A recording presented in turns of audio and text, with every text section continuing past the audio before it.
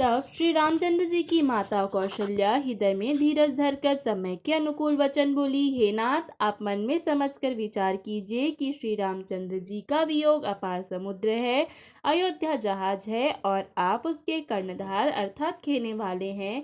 सब प्रियजन, कुटुंबी और प्रजा ही यात्रियों का समाज है जो इस जहाज पर चढ़ा हुआ है।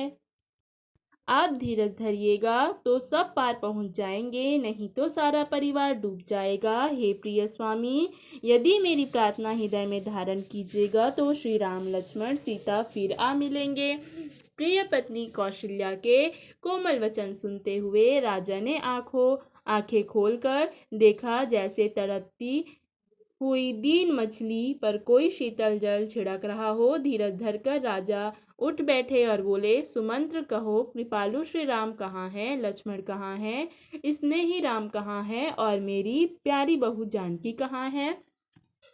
राजा व्याकुल होकर बड़े प्रकार से विलाप कर रहे हैं। वह रात युग के समान बड़ी हो गई। बीतती ही नहीं, राजा को अंधे तपस्वी श्रवण कुमार के पिता के शाप की याद आ गई। उन्होंने सब कथा कौशल्या को कह सुनाई। उस इतिहास का वर्णन करते करते राजा व्याकुल हो गए और कहने लगे कि श्री राम के बिना जीने की आशा को धिक्कार है।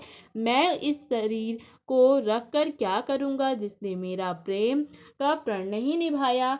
हाँ, रघुकुल को आनंद देने वाले मेरे प्राण, मेरे प्यारे राम, तुम्हारे बिना जीते हुए मुझे बड़े दिन बीत गए। हाँ जानकी, हाँ लक्ष्मण, हाँ रघुवर, हाँ पिता के चित्त रूपी चातक के हित करने वाले मेघ, राम राम कहकर फिर राम कहकर फिर राम राम कहकर और फिर राम कहकर राजा श्री राम के विरह में शरीर त्याग कर सुरलोक को सिधार गए।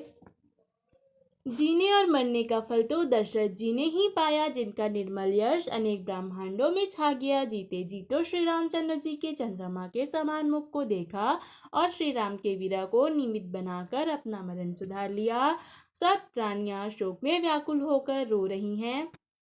वे राजा के रूपशील बल और तेज का बखान कर करके अनेक प्रकार के से विलाप कर रही हैं और बार बार धरती पर गिर पड़ती हैं।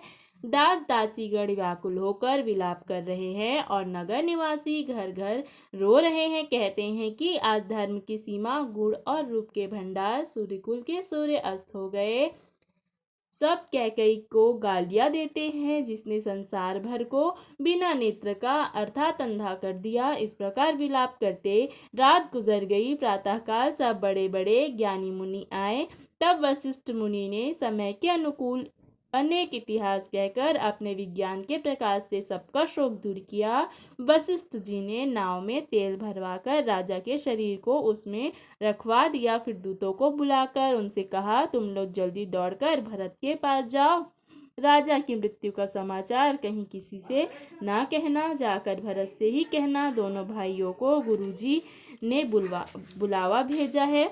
मुनि की आज्ञा सुनकर दावन अर्थात दूत दौड़े। वे